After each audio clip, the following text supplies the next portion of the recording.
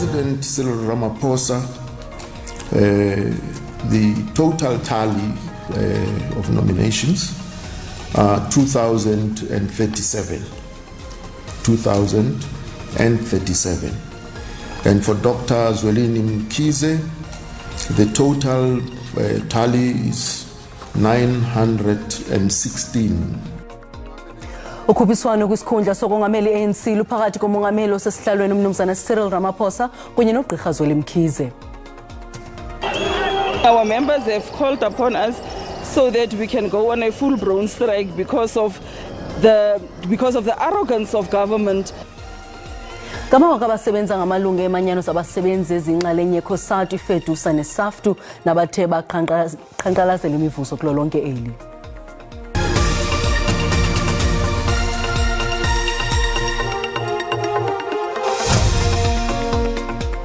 Molweni makhaya nanguvimba wangokuhlwanje. Ukhuphiswano kwisikhundla sokongameli ANC luphakathi komongameli osesihlalweni umnumzana Cyril Ramaphosa kunye noGqirha Zwelini Mkhize. Usihlalo wekomiti yonyulo ngaphakathi kwe-ANC umnumzana Kgalema Motlanthe ukhuphe oluluhlu kwinkomfa nonondaba eLuthuli House eGauteng. Umbango wesikhundla zobumongameli we-ANC uphakathi kwabantu ababili, umongameli weqembu Cyril Ramaphosa kanye noDokotela uZwelini Mkhize. President Cyril Ramaphosa, the total tally of nominations are 2,037. 2,037.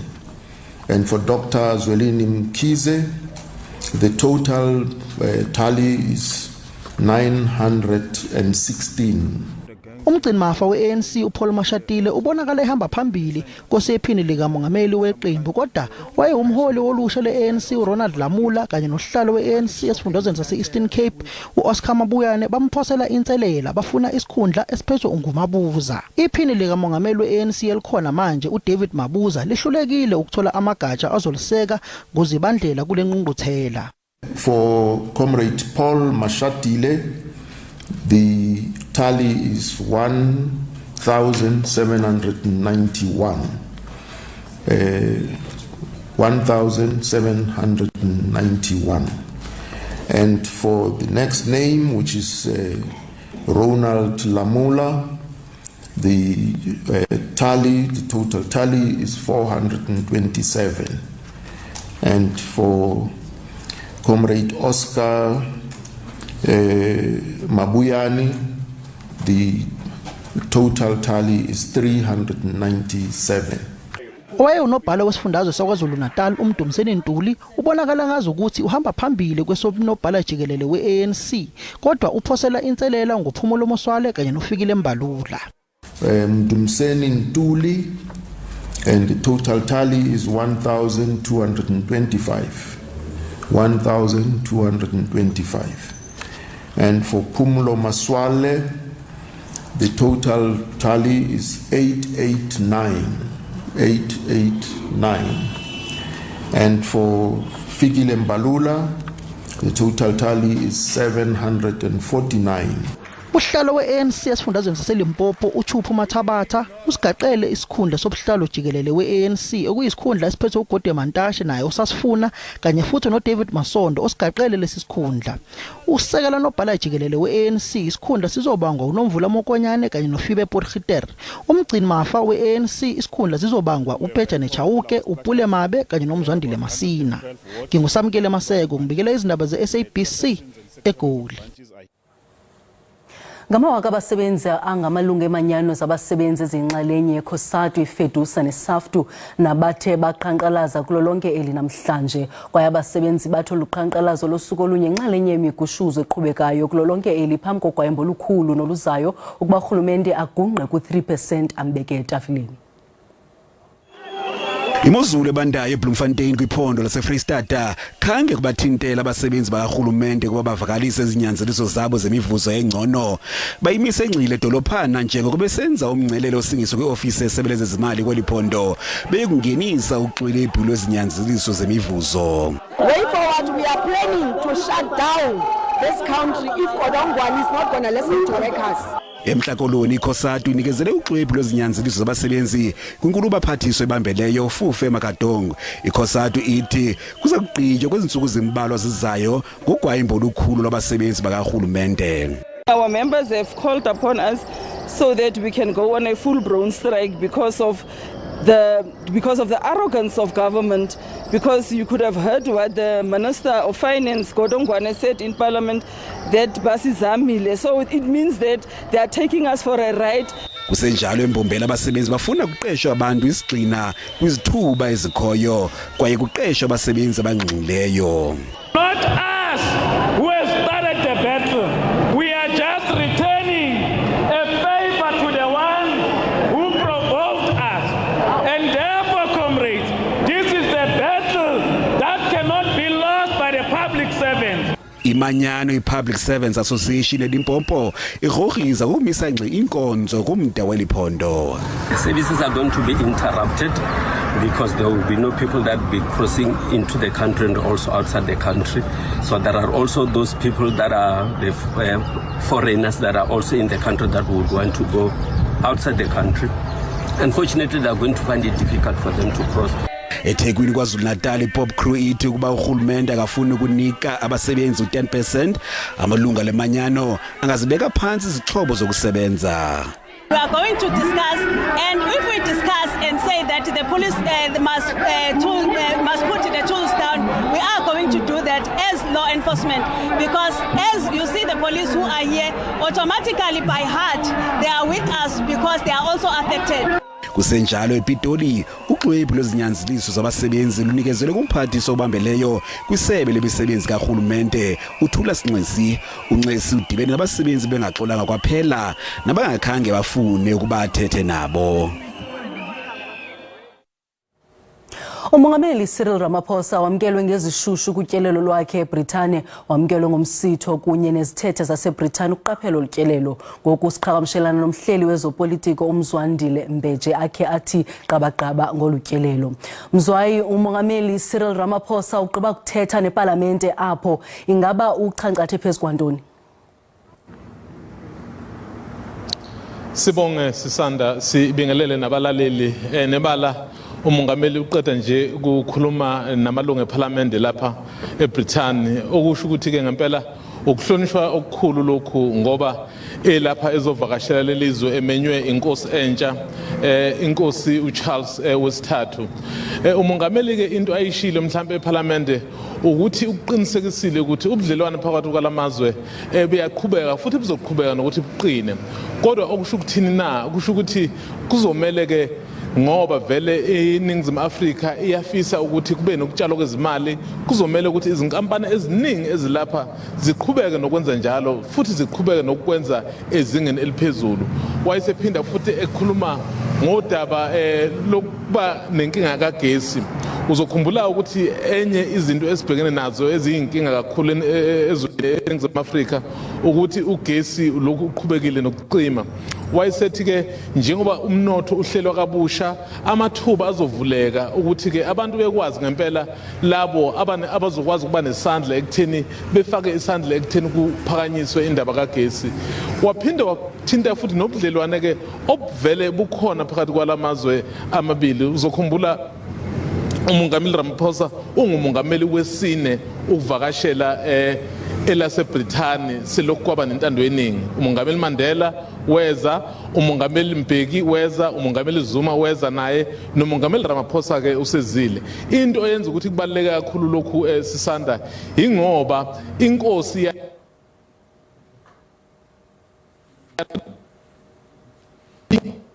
lenkosi ke ithe nje mangabe iqala ukuphatha yabe isiqala ngezwe laseNingizimu Afrika, kwagcina ke ukuvakashela kulelizwe umongameli wase owagcina ngo-2019. Sibambe ngazibini Mzwayi, sixolise kaloku umbukele ekhaya siphoxwa ke bubuxhakaxhaka bale mihla.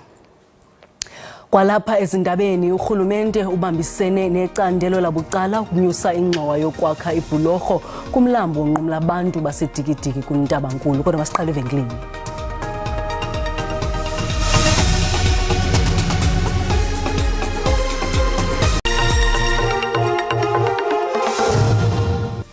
Samkela kwakhona kwiindaba zelijelo uyakwazi ukubukela ezindaba ukuphela kwazo kwijelo le-YouTube uthi SABC Iindaba zesiXhosa. Ukhuphiswano kwisikhundla sokongameli ANC luphakathi komongameli osesihlalweni uMnumzana Cyril Ramaphosa kunye noGqirha Zweli Mkhize.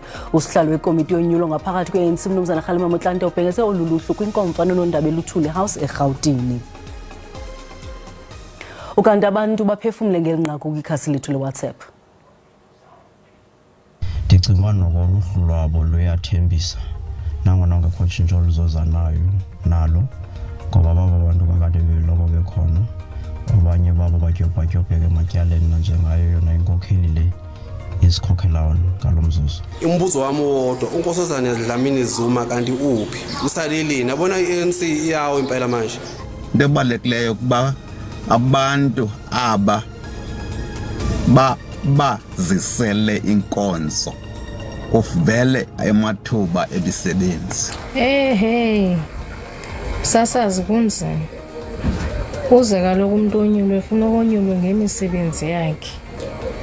Hayi andiyazi endike ngoku mna ingathi uRamaphosa ahlale kule ndawo kuyo. Mna ndibona inamba leyo iright kakhulu, ndiyayisupporta kakhulu inamba leyo for bonke labantu ba-ANC. Sinhle kakhulu. Iqela le-IFP kunye ne-DA KwaZulu Natal abambisene kwilinge lokuguzula i-ANC kumasipala ombaxa waseThekwini. Kwinkomfa noNondaba lamaqela amabini athe aza kusebenzisa unyulo lovalo-zikhewu oluzayo kwa-Ward 99 ukuvavanya izicwangciso zawo zobambiswano. I-DA ithi iza kurhoxa kukhuphiswano lwale wadi ukuze inike i-IFP ithuba lokuyiphumelela. Omabini lamaqela enze esi sibhengezo namhlanje eThekwini.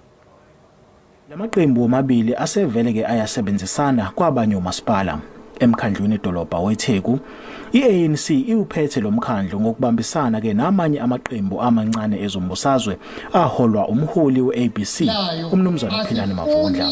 iDA neIFP bathi imiphumela yokhetho lokuchibiyela kuWard 99 ingaletha izinguquko ekuphathweni ke kwalomkhandlu.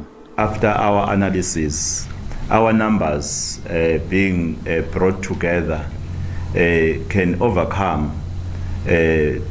to actually enable us to fix what is wrong in that ward. Lamaqembu athi angasebenzisana ke futhi uma kunesidingo ukhethweni lukazwelonke lwango-2024. Enough opposition voters get together and work together, we can get the ANC out. This is obviously a new dynamic for us. iDA igcizelelile ke ukuthi angeke itshele labo abayivotelayo ukuthi bavotele iIFP, kepha izobayeka basithathele bona isinqumo sokuthi bavotele liphi iqembu. NginguSimphiwe Makhanya wezindaba zeSABC ngiseThekwini. Umphathiswa wamapolisa uMnumzana Bhekicele umemelele inyathelo elikhawulezileyo ukuqubisana nokubulawa kwabantu kwingingqi yaseBhityi eMthatha. uMnumzana Cele kunye nabanye abaphathiswa batyelele usapho lishiywe ngamalungu asibhozo adutyulwe kwiziganeko ezimbini ezahlukeneyo kutshanje kwilali yakuThantseka. Abahlali abathiwe Mbende zizenzo zohlaselo bekothuswa liqondo eliphezulu lodushe. Inkosi kunye nababahlali bafuna ukuthathwa inyathelo ngokukhawuleza. Usapho lona lunqisha ngonyawo phansi lusithi le into iphenjelelwa kukubiwa kwemfuyo. Yonke le nto iqhubekayo isuka true kulana kulamkhosi uxelwa into ba ube kuleqwa abantu nawe akawunongarhawuna uthi umkhosi aleqa umkhosi kwathi rhawulana. Sitheke xa sijonga lengxaki sasebenzisa amava wethu nawangaphambili wokuqwalasela into bana ukuze kuqala imfazwe zithanda uqala ngolhlobo. Kule nyanga iphelileyo kudutyulwe kwabulawa amadoda amathathu kwindawo yentselo kulo mmandla waseBhityi. Isikhululo salapha ngoku sandisiwe uqubisana nomba wolwaphulo-mthetho. We concede that there are problems that we need to work on. There are few problems here. Kukoqwalaselwa nokuhlaba amadlala umthetho weli ukuze kwenziwe inguqu kuwo. We have to review, or if we have to review the current legislations, the current acts, we need to make sure that people still have a confidence in the criminal justice as a whole. Ayaqhuba amalungiselelo omngcwabo wamalungu asixhenxe olusapho noza kuqhutywa ngoLwesine. Awukabanjwa mntu kwangoku ngokwayamene nokubulawa kwamalungu olusapho. Kwindaba ze-SABC ndingumfundiswa Mhlekude kuThantseka eMthatha. Usekela mphathiswa wezobulungisa nophuhliso lomgaqo-siseko uJohn Jeffrey uthi wonke umuntu uyalingana phambi komthetho. Bethetha nabathunywa bebehlanganisene kwipalamente yamadoda ebanjwa minyaka le. John Jeffrey ebethetha kusuku lokugqibela lwepalamente yamadoda ecacisa ngesigqibo sokukhutshwa ngenqawule kukaYanus Walus yinkundla yomgaqo-siseko. Not a nice person, a person who nearly destroyed our country. Many people may not agree with the judgment of the court, but the court held that the applicant was entitled to the same treatment under the law. Ezinye izithunywa kule ndibano nazo ziye zakhumbula imisebenzi kahani. Kwelinye icala kubonakale kusekho umsindo ngesisigqibo senkundla. Up until the day this justice system knows very well what it does when these prisoners are let out, then the country will be free. Kusenjalo le palamente yamadoda ihlabe ikhwelo kwizithunywa kuba izigqibo zifikelele kwistrato ngestrato ekuhlaleni. In this year's men's program of action, as we have outlined, that we are now moving towards the wards. So we expect as you leave here, that is your immediate responsibility. UMzantsi Afrika uza kuqwalasela iphulo lweentsuku ezili-16 zokulwisana nokuxhatshazwa kwamanina nabantwana ukusukela ngoLwesihlanu. Xulelani Philip, SABC News ePalamente. Abahlali bendawo yogobityholo eMasiphumelele eKapa eNtshona Koloni babongoza kwabasemagunyeni kuba babakhela izindlu emva kokuba le ndawo yamatyotyombe itshe yanqunqa kwakhona. Yokhiwe kwindawo ekhukhulisekayo yaye ixinene. Yabizwa njengendawo yentlekele ngethuba kuqhambuka umlilo owatshabalalisa ngapha kwewaka lezindlu ngomnyaka ka-2020 ephindile intlekele kwakho ngomvulo. Abahlali batyhola ngelithi kukhona wumbi kubo ongacimanga isitovu ngethuba lenkqubo kacimicimi i-load shedding. Bathi bacela izindlu ngoba ezo zicetywayo zingama-700 azonelanga. If ungakhiwe izindlu ezipermanent angaphela amatyotyombe, but xa ephela amatyotyombe ingxaki yethu into yobana uba ngaba ndizala umntana apha ngoku una-6 years ndizawuphinda ndihlala apha i-20 years. Isixeko sithi siyinika ingqwalasela le meko yezindlu. The permanent solution is to move people out of here and to de-densify this informal settlement completely. But of course, as soon as we make space, more people move in almost instantaneously. Njengobona naxa ungena apha eMasi kukho indawo esesikwazile uba siziphuhlise sikwazi uba sibakhele abantu. Imibutho yesisa incedisa ngeziseko ezingundoqo ezinjengokutya neengubo. Thule Joka kwindaba ze-SABC eMasiphumelele.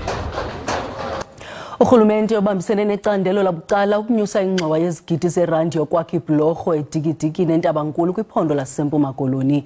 Ebutsheni balo nyaka ijelo leendaba ze-SABC labonisa indlela ebuhlungu abaphila ngayo abahlali baseDikidikini nalapho benyanzeleka ukuba bathwala ibhokisi zomngcwabo bewela nazo imilambo.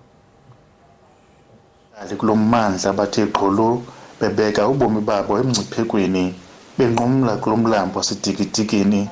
Ngamanye amaxesha basebenzisa imiqomo ukuba bawelise abantu ngaphesha komlambo. Amadoda xa kuswelekiwe abanoxanduva lokuthwala imizimba ayinqumlise kulo mlambo. Akukho ndlela, akukho bhlorho ezidibanisa ezilali. Umkhuseli woluntu obambeleyo Advocate Koleka Xaleka ufune ingcaciso ngokunyhashwa kwamalungelo abantu kulo mmandla. Eyengxelo abasinike yona ke kuba kulaa ndawo yaseNtabankulu ayiyo ndawo yaseDikidikini qha enesi simo nale meko, kodwa zikhona ezinye ufumanisa abantu baweliswa nangeebhedi babakwazi ukuyofikelela ezibhedlela. Nakuleyo ke sizokwenza imizamo uba sibancedise ukuba urhulumente akwazi uba ayibhajethele kuba akufanelekanga nyhani uba ngeli xesha ledemokhrasi kuba kusanabantu abangakwazi ukufikelela kwizixeko zikarhulumente. Umasipala waseNtabankulu kunye neDevelopment Bank of South Africa babambane ngezandla bonyusa ingxowa-mali yokwakha ibridge yaseDikidikini.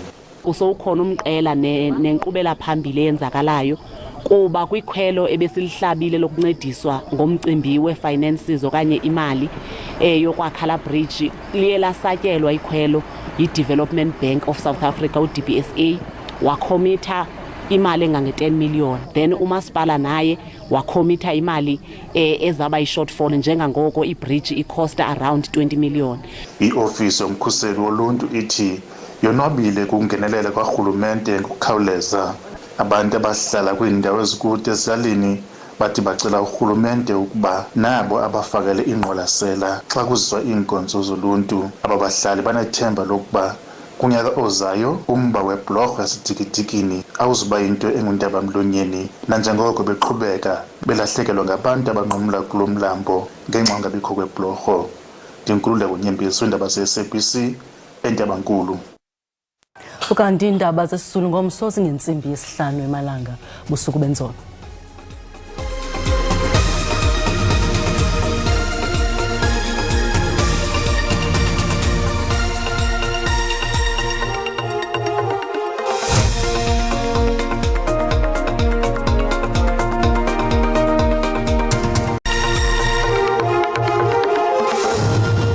Babe ngasibili ke ezindabeni ndibulisiwe kwemzontsundu apha ekhaya ndikwamkela kaloku apha kwethu kidesika yemozulu nansi ke eyakutshaja kokuqala masijonge ingxelo yethu yemvula nomoya ngokuhlwa nje limathuba ndakampela izulu kwimpuma nje iphela apha eMzantsi Afrika ngamandla phaa koLesotho xhaxhela amathuba emvula efikela ku-60% ngokunjalo naphaa kolaphondo lase-Free State ngokubanzi phaya isantya somoya siqatha kakhulu phaya kange-20 kilometers phaya ngeyure kanti amathutyana emvula ngephi phaa kumantla kwakhona phaa kwelaphondo lasempuma koloni ngamandla kwakhona phaya KwaZulu Natal ephondweni futhi lempumalanga ngokunjalo ke naphaya kaloku eNorth West le meko kuyaqhuba kwasekuseni phaya ngemini yangomso nazo zazibhaxu zenkuni kwasekuseni phaya empumalanga nalamathutyana kwakhona ngemanga ngo-30% kwakhona phaya phakathi kwePretoria iNorth West amantla ase-Free State kanye napha ke elinqomeni kwakhona eGqeberha esasantya siseqatha kakhulu kanti sifike sibeke ngamandla phaya koGeorge ngaye la 40 kilometers phaya ngeyure ngokuhamba ke kwemini yethu yangomso. Naso ke mbukeli wam isilumkiso ngokuhlwa namhlanje sizandudumo zimandla kakhulu phaya kumantla eFree State indawo ezininzi kwimpuma kwakhona phaya KwaZulu Natal ephondweni ngokubanzi futhi phaya empumalanga napha ke kulamandla wase-North West kanti le meko kuyaqhuba phaa ngomso